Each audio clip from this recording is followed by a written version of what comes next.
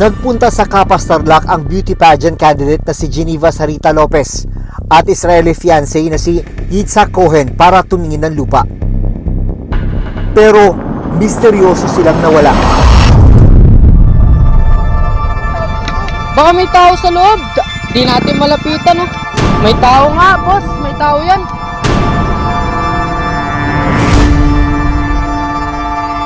Makalipas ang 2 linggo, 2 bangkay ang natagpuang nakalibing sa isang quarry site sa Barangay Santa Lucia, Kapas Tarlac.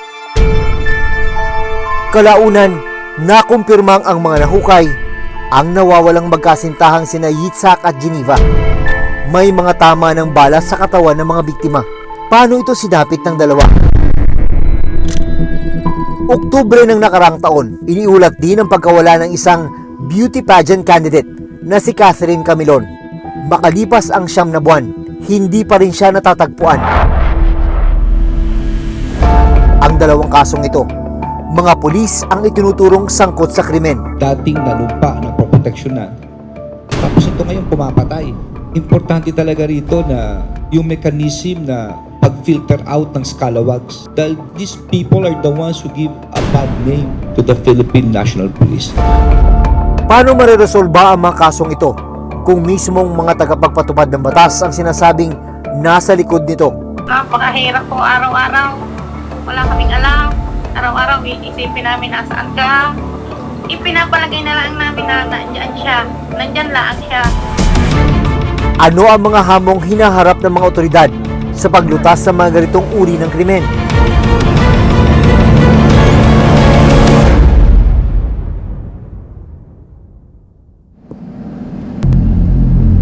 June 21, 2024, umalis sa Angeles City, Pampanga ang magkasintahang Geneva Sarita Lopez, 26 years old, at ang Israeli national na si Yitzhak Cohen, 37 years old. Kwento ng nakatatandang kapatid ni Geneva na humiling na itago ang kanyang pagkakinanlan. Wala silang alam nung una sa naging lakad ng dalawa. Supposedly, bibili kami ng gift para dun sa Saturday na birthday, yung Friday na hapon. Tapos nung mismong Friday, kinancel niya ng umaga. May meeting pala ako 10 ng hapon. Kayo na lang. Geneva Lopez, 25! Kinabukasan, ipinagtaka ng pamilya ni Geneva na hindi makontak ang dalawa. Yung handler niya, yung nag-aayos sa kanya, na since may rehearsal sana silang Saturday, dapat alas 5 pa lang, gising na yan. Alas 9 na hindi pa nagpapakanda. Agad nilang ipinagbigay alam sa mga pulis ang pagkawala ni na Yitzhak at Geneva. Bandang alas 2 ng madaling araw kinabukasan, Alina po, may pare po ito. Punta mo lang. Pare. isang nasusunog na sports utility vehicle o SUV ang nakuna ng video sa kabaan ng San Jose Road, Barangay Cristo Rey sa Kapas Tarlac. Boss, baka may kilala kang matawagan na emergency. Baka may tao sa loob. Di natin malapitan. Naiparating sa Kapas Municipal Police Station ang insidente ng nagliliyab na sasakyan. So, nung pinaka-assess na po itong SUV, ay doon po natagpuan yung ilang mga dokumento at saka mga ID na may pangalan po si Geneva na nagkukumpirma po na ito po yung mga sasakyan ng biktima pero wala po sila doon. Hindi po sa kanila yung sasakyan, ma'am, parang nirentahan lang po nila.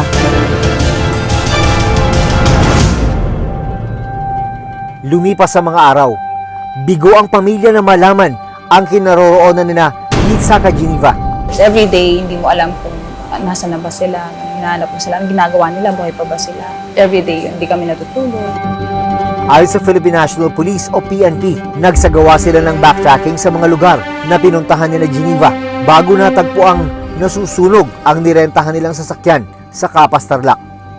Nag-backtracking po tayo ng mga CCTV mula po nung umalis po yung mga biktima mula po doon sa Angeles City at sa mga posibleng dinaanan nila papunta po doon sa Kapas Tarlac. June 27, nag-alok na ng pabuyang 250,000 pesos ang pamilya ni Yitzhak sa sinumang makapagbibigay ng impormasyon sa kinaroroonan ng dalawa. Makalipas ang 1 linggong pagkawala ng mga biktima, bumuo ang PNP ng Special Committee para tutukan ng kaso.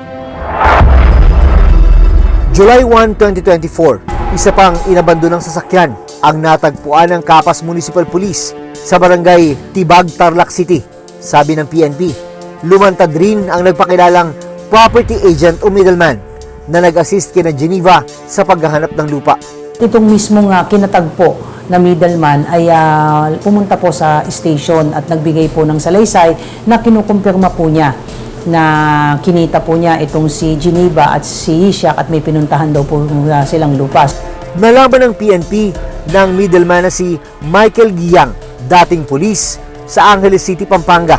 Yung middleman na kinatagpo po ni Miss Geneva at saka ni Ishak na ito yung sinasabi natin na dating pulis na naawol po noong 2020. Sa ibinigay na pahayag ng middleman sa mga pulis, alas 2 ng hapon ng June 21, tinagpo niya sina Geneva at Ishak sa harapan ng isang gasoline station sa barangay Cristo Rey, Capas, Tarlac.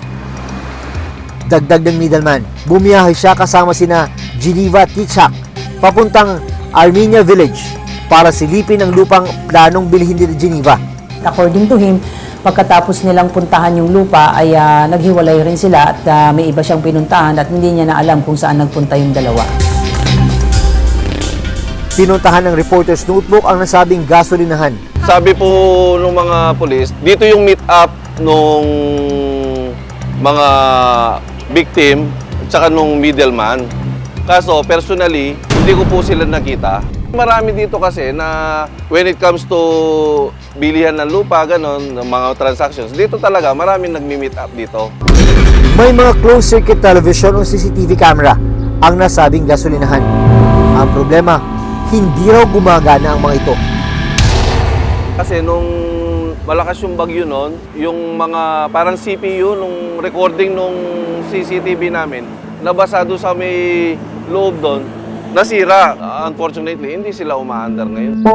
Sabi ng PNP, malaking tulong sana sa investigasyon kung nakuha na ng CCTV ang mga huling sandali bago nawala sina Geneva. Ang problema nga natin na napakalaki sana ng maitutulong ma'am ng mga CCTV cameras na yon para ma-establish natin kung sino-sino ang mga sasakyan ang nagpark doon, pagbaba ng mga tao, ma-identify natin, pati yung mga plaka ng sasakyan, ma-establish natin yung timeline kung anong oras sila nandun.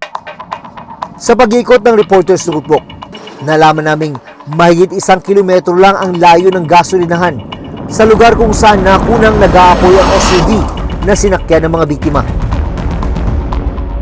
Sa patuloy na investigasyon ng mga pulis, 7 ang itinuturing nilang persons of interest sa pagkawala nila Geneva at Ishak. Kalaunan, lumantad at nakipagtulungan ang isa sa kanila na kinilalang si alias Junjun. Nung kinausap nila itong si alias Junjun ay nagsabi na nakukonsensya na siya at makikipagtulungan siya sa pulis at sumuko siya. At nilahad niya sa SITG, sa kapulisan, yung nalalaman niya. Ayon sa PNP, batay sa salaysay ni alias Junjun, isang kumpare niya na naghahanap umano ng mekaniko ang lumapit daw sa kanya noong June 21.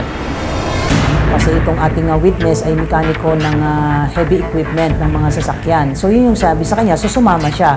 Pero pagdating niya sa lugar, nakita raw niya sa sasakyang pinapamaneho sa kanya ang katawan ng 2 tao.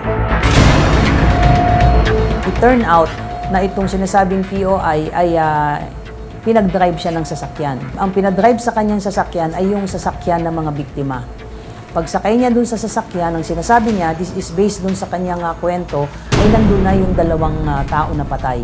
Nasa may passenger seat ng malapit sa katabi ng driver, yung babae, at yung nasa likod ay lalaki, although hindi niya kilala. Batay pa rin sa salaysay ni alias Junjun, siya ang nagmamaneho ng sasakyan ng mga biktima. Nasa unahan nila ang isa pang sasakyan kung saan nandoon ang mga sospek sa krimen. Dahil ang pangako sa kanya ay huwag siyang magsalita, babayaran siya ng 50,000. So from there, sumunod siya dun sa sasakyan at pumunta nga sila dito sa quarry site, dyan sa barangay Santa Lucia, Capas, Tarlac. Nang makarating sa quarry site, sabi ni alias Junjun, doon na inilibing ang 2 biktima. May nag-aantay na doon na sabi niya na isang tao at At naghukay nga itong POIs natin at yung isa pang tao para nga ibaon itong dalawang biktima. Dagdag pa sa naging salaysay ni Alice Junjun, siya rin ang inutusang sunugin ang sasakyan ng mga biktima. Accordingly, ang ginamit niya lang, tissue lang na pinag-ipon-ipon niya na tissue, na nandun din yung tissue sa loob ng sasakyan. Inipon-ipon niya, binilit-bilot niya yung tissue, tapos sinindihan niya ng lighter at inilagay doon sa isa sa upuan sa harap at hanggang tuluyang umapoy na.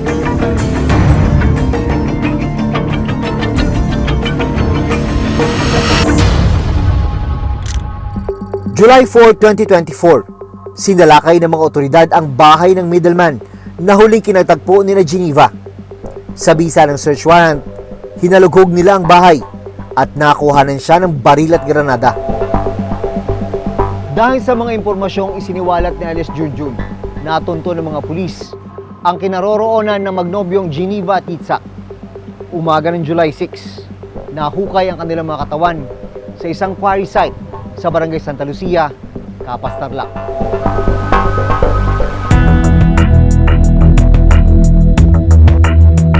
Ang bangkay ng mga biktima isinailalim sa autopsy na pinangunahan ng National Bureau of Investigation. Lumabas po sa autopsy po ng NBI po ay binaril po yung dalawang biktima. Ang tama po nung babae po ay sa likod po at sa may hita po. Samantalang yung lalaki naman po ay sa may dibdib at sa may bandang kilikili. At lumalabas po na sa loob mismo ng sasakyan na gamit nila, pinatay itong mga biktima. Sa kasalukuyan, 5 sa 7 persons of interest ang nasa kustodiya na ng PNP. 2 sa kanila, mga dating pulis. 3 na po dyan yung na-arrested. Kasama nga po dyan yung middleman na kinatagpo po ni Miss Geneva at saka ni Ishak, na ito yung sinasabi natin na dating pulis na naawol po noong 2020 at isa pa po na dating pulis na naawol at na-dismiss rin po noong 2019. At yung isa po na si alias Jeff na nahuli din po sa bypass operation ay ang naging partisipasyon po niya ay lumalabas na kasama po siya sa naging pagpaplano kakapatayin po itong mga biktima.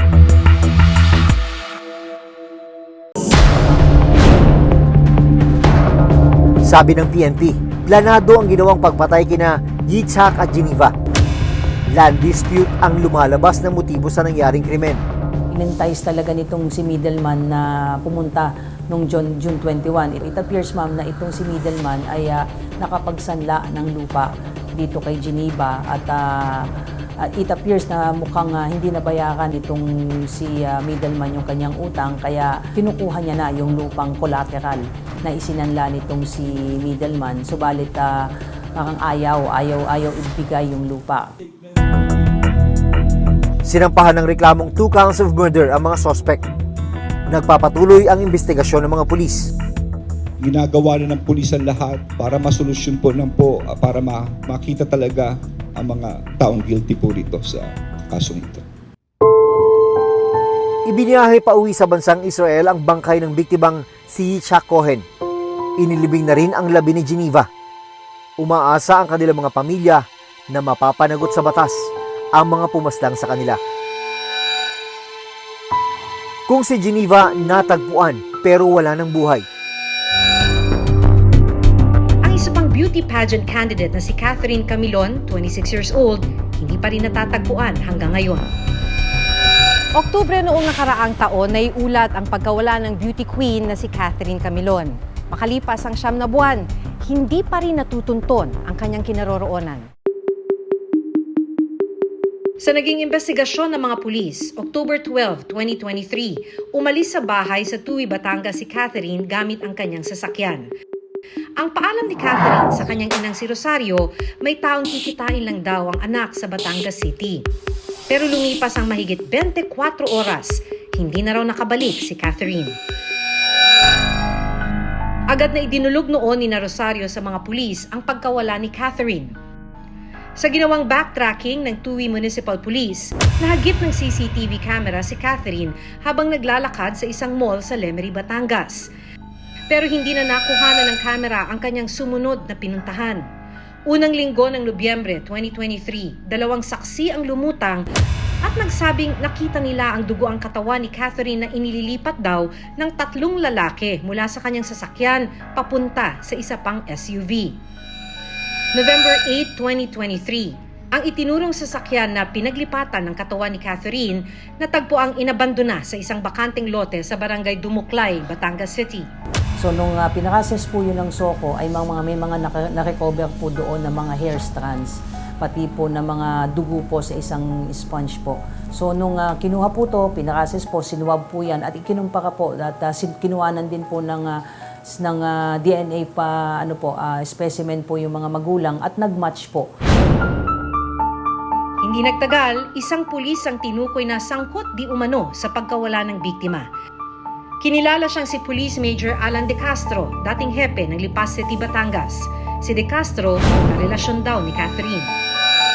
Ano ho bang relationship niya dun sa suspect?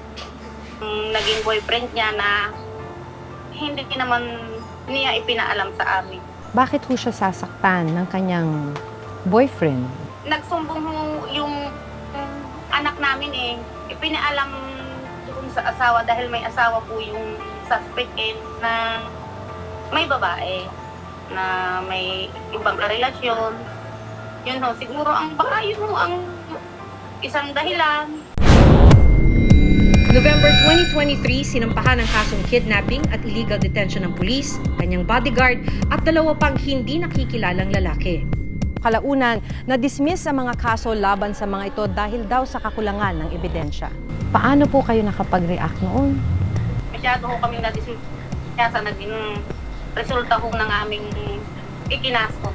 Pero satisfied po ba kayo sa ginawang investigasyon sa kaso ng anak ninyo?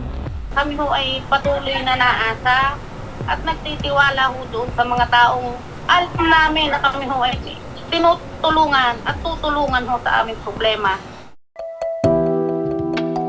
Makalipas ang 9 na buwan, hindi pa rin nawawala ng pag-asa sina Rosario na makikitang buhay ang kanilang anak. Hindi ko pa naman ho isinasa puso't isip na siya iwala na at hindi pa naman ho namin siya nakikita Saan po kayo kumakapit? Wala po. Panginoon Diyos ho talagang nahingi ng awa. Dasal, tiwala at kami hong pamilya. Sabi ko ho sa amin, kailangan namin maging matatag. Ang mahirap po is the not knowing, Napakahirap po araw-araw. Wala kaming alam. Araw-araw iisipin namin nasaan ka. Ipinapalagay na lang namin na nandyan siya. Nandyan lang siya. Itinanong namin sa tagapagsalita ng PNP kung ano ang update sa kaso ni Catherine. Itong ginawang pagpatay, kung hindi man planado, naging malinis yung ginawa nilang krimen. Pero naniniwala tayo, ma'am, na sabi nga nila walang krimen na hindi natutuklasan. Nakaapekto raw sa kaso na wala silang natatagpo ang katawan ng biktima.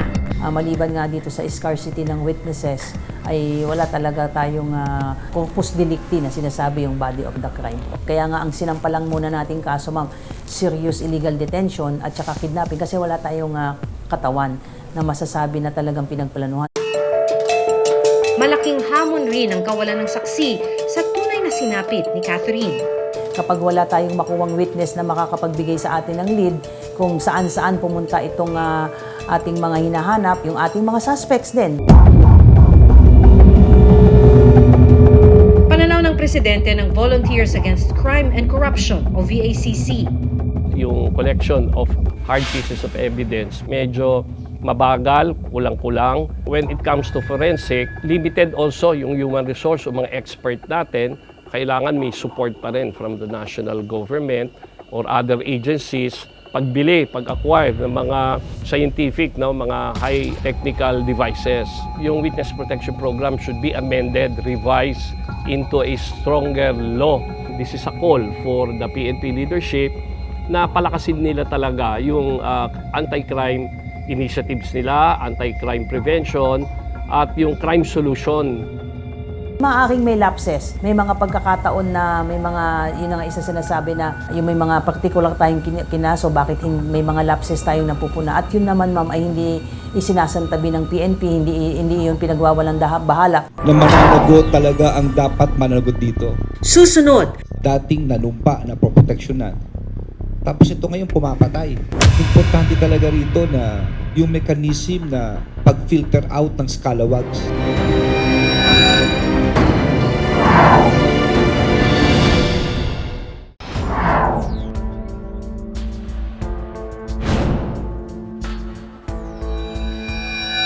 Na mananagot talaga ang dapat mananagot dito. Dating nanumpa na proteksyonan. Tapos ito ngayon pumapatay. Isa pang nagpapahirap sa ganitong investigasyon kapag pulis mismo ang sangkot sa krimen. Kasi ito mga police, no, law enforcement as one pillar ng criminal justice, ang lalakas ng loob gumawa ng ganitong karumal-dumal na krimen simply because they know walang certainty of arrest na makakalusot sila. Importante talaga rito na yung mechanism na pag-filter out ng scalawags. Dahil these people are the ones who give a bad name to the Philippine National Police. Ito yung nagsisira sa pangalan. Ito mga anay na to. We will make sure that the ends of justice will be served. Umaasa ang pamilya ni Geneva at Yitzhak na mapanagot ang mga nasa likod ng kanilang pagkamatay. Tamang proseso. Kung sinong gumawa, siyang managot. Walang ibang maapekto. Si Rosario, dalangin pa rin na matulungan silang mahanap ang nawawalang si Catherine. Bilang ina, ma'am, hanggat wala ho akong nakikita, hanggat hindi ko ho naiintindihan kung ano ba talaga, ang pag-asa ko ho ay talagang hindi ko iaalis.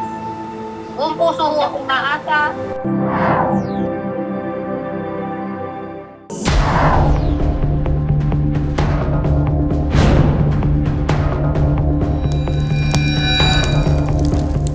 Ang nakababahala sa dalawang kasong ito, pulis at mga dating pulis ang di umano'y nasa likod. Mga uniformadong dapat poprotekta sa kanila pero ngayon itinuturong may kasalanan. Dapat ay mas paigtingin at pabilisin ang pagbibigay linaw at solusyon sa mga kaso para mabigay sa lalong madaling panahon ang hinahangad nilang katarungan. Hanggang sa susunod na Sabado, ako si Maki Pulido. Ako si Jun Veneracion at ito ang Reporter's Notebook.